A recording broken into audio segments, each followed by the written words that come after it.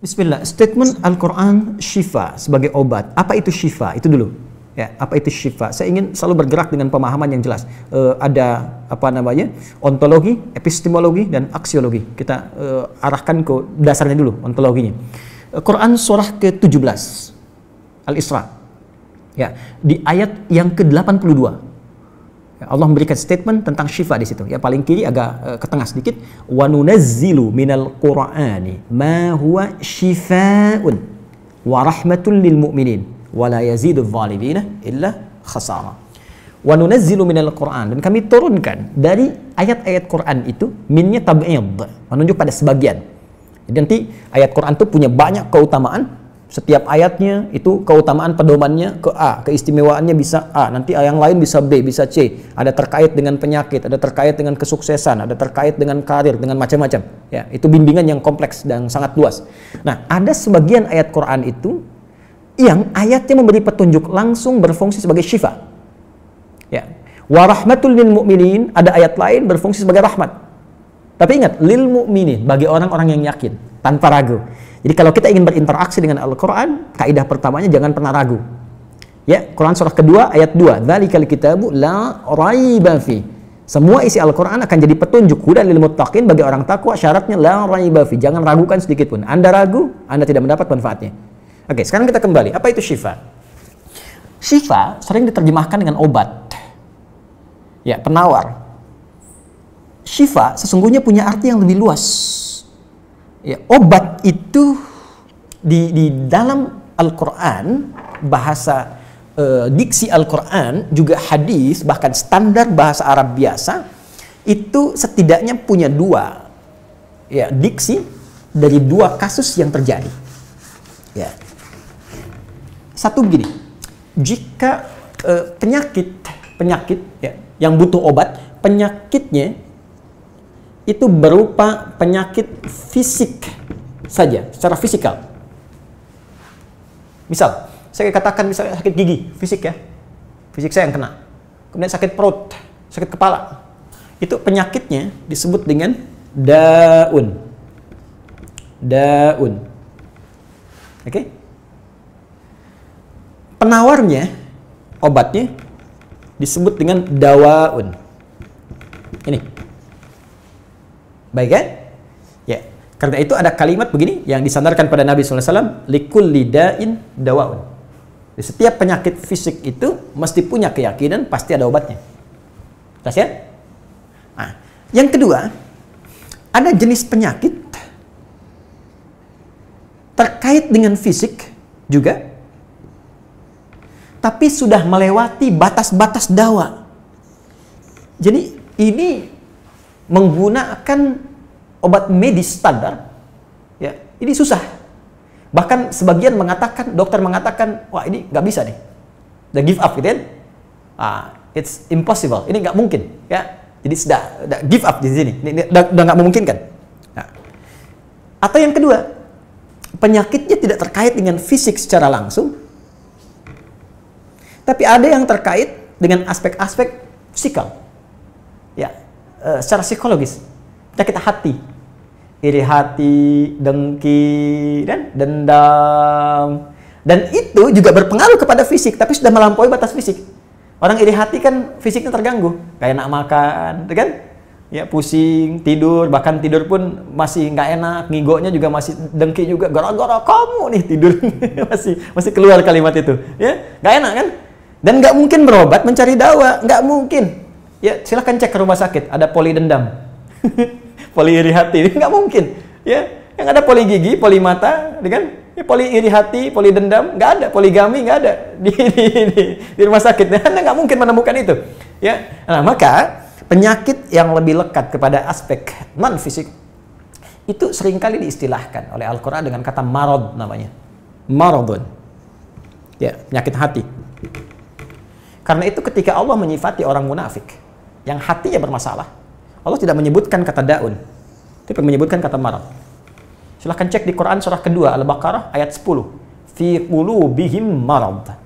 Ya, di dalam hati mereka ada penyakit. Hati yang di sini bukan hati fisik ya. ya, tapi sumber kehidupan kita yang ditetapkan oleh roh. Nanti ketika fisik itu mulai sempurna selama 4 bulan jadi mudghah. Jadi kan ada 3 tahapan seperti kita ketahui, ya. Dari mulai di Al-Arba'in, kalau kita baca Al-Arba'in, Al-Imam An-Nawawi, hadis nomor yang keempat, ya, Abdullah bin Mas'ud radhiyallahu ta'ala anhu qala qala Rasulullah SAW huwa as-sadiqul masduq inna ahadakum yujma'u fi batni ummihi 40 yawman nutfah. 40 hari pertama, ya, itu baru berbentuk penyatuan, perpaduan antara spermatozoa dengan ovum, thumma yakunu alaihi 'alaqah, kemudian mithla dzalika 'alaqah, 40 hari kedua berbentuk zigot yang telah menempel di dinding rahim, thumma yakunu mithla dzalika mudghah, 40 hari ketiga berbentuk mudghah, daging keratan. Bahkan sudah jadi bahasa sekarang, ya, di masa bahasan janin, ya, di kurikulum kedokteran saya lihat redaksinya sama, mudghah, ya. Nah, dalam fase ini kemudian ditiupkan roh, ya, wa yursalu alaihimul malak, alaihil malak, dan diutus malaikat, wa yu'maru bikatbi arba'in, dan diperintahkan menetapkan 4 hal. Nah, saat ditiupkan roh ini, itu terjadi kemudian penyatuan antara fisik dengan roh. Itu ada di Quran surah ke-15, ya, ayat ke-28. Ya, wa idz qala rabbuka lil malaikati inni khaliqun basyara min salsalin min hama'in masnun fa idza sawaituhu wa nafakhtu fihi min ruhi. Jadi roh masuk ke dalam jasad seseorang, ya, ke dalam fisik seseorang. Ketika sudah masuk, dia bisa bernafas, kan, ada kehidupan, unsur kehidupan. Karena itu nafas terambil dari bahasa Al-Qur'an. Jadi begitu kemudian sudah masuk roh ke dalam jiwa, menjadi nafas namanya, berubah dari roh jadi nafas. Ya, maka dia membawa 2 potensi. Ya, ada fujur, ada takwa. Di Quran surah 91 ayat 7 sampai 10. Wa nafsi wa ma sawwaha fa alhamaha fujuraha wa taqwaha. Jelas, ya? Maka wa nafsi wa ma sawwaha, jika roh sudah masuk ke dalam jiwa jadi nafas, dan disitulah manusia bisa bernafas. Tapi jangan lupa dia membawa 2 potensi. Ada potensi kebaikan, takwa, ada katalis kebaikan. Saya tidak mengatakan yang buruk. Itu katalisnya. Jadi lawannya langsung.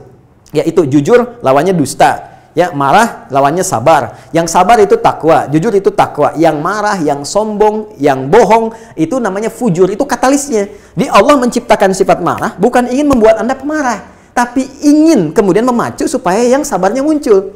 Sebab kalau nggak ada marah, bagaimana bisa ada sabar? Itu cara membacanya. Nah, di sini terjadi pergolakan. Ya, apa kaitannya dengan ini?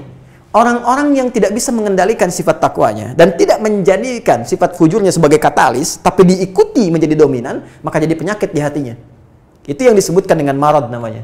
Ya, itulah yang memunculkan penyakit ria, pamer, gitu kan? Sum'ah, ingin didengar orang, sombong turunannya, ya, kemudian dendam dan sebagainya. Ini marad. Marad ini dan penyakit yang sudah melewati batas fisik, kalaupun terkait dengan fisik, nggak ada obatnya dari dawa. Yang ada hanya syifa. Syifa. Maka jika ada orang tertentu yang terkena penyakit fisik yang sudah di luar batas dawa, yang medis misalnya udah nggak bisa nih, ini nggak mungkin, maka beralihlah dari dawa ke syifa. Ini yang pernah dilakukan oleh Nabi Ayyub alaihissalam. Ketika diuji dengan penyakit, Allah contohkan langsung supaya kita bisa meniru. Bukankah ayat ini turun ketika Nabi diuji dengan penyakit? Ya, supaya memohon kepada Allah. Jadi kan Nabi Ayub kan divonis dengan penyakit yang tidak pernah diderita oleh orang sebelum beliau, tidak akan dirasakan oleh orang setelahnya. Yang paling menarik apa yang dilakukan? Ketika semua mengatakan nggak mungkin, lalu turun kemudian gambaran dari Allah. Quran surah ke-21 ayat 83 sampai 84. Wa ayyuba, pakai fathah loh, bukan dhamma, bukan kasrah. Ya, fathah itu menunjukkan sesuatu di masa lalu untuk dibuka bagi orang di masa depan. Ya, fathah itu dibuka. Itu ilmu lughahnya. Saya spesialisasi di bahasa Arab. Jadi di antara makna itu fathah, kenapa ada fathah, ada dhamma, ada kasrah, itu ada maknanya. Wa ayyuba, dan kami buka kisah Ayub di masa lalu sebagai inspirasi untuk orang di masa depan. Idnada rabbahu anni masanni yadhurru wa anta arhamur rahimin. Ketika beliau mulai meninggalkan opini manusia dan mulai kembali kepada Allah dengan sangat kuat untuk spesifik memohon kesembuhannya. Ya Allah, penyakit ini sudah mengganggu saya. Untuk ibadah, itu poinnya. Untuk ibadah. Jadi ternyata kalau ingin disembuhkan dengan cepat, arahkan kesembuhan itu untuk niat kita beribadah. Kalau cuma pengen sembuh saja, jangankan Anda yang belum beriman pun kalau sakit pengen sembuh. Terus Anda tujuannya apa dari kesembuhan itu? Kalau cuma pengen minta dunia, apa dengan sakit belum cukup menjadikan Anda ingat Allah? Maka arahkan permohonan itu untuk kesembuhan supaya punya niat ibadah. Ya Allah, saya pengen sholat lagi. Ya Allah, saya pengen ke masjid lagi, pengen tahajud lagi. Mohon ya Allah, penyakit ini sudah mengganggu saya tahajud, saya pengen sholat lagi. Wa anta arhamur rahimin, sedangkan Engkau yang paling sayang kepada saya. Kalau yang Maha Penyayang saja tidak menyembuhkan saya, kepada siapa lagi saya mesti memohon? Anda tahu apa yang terjadi?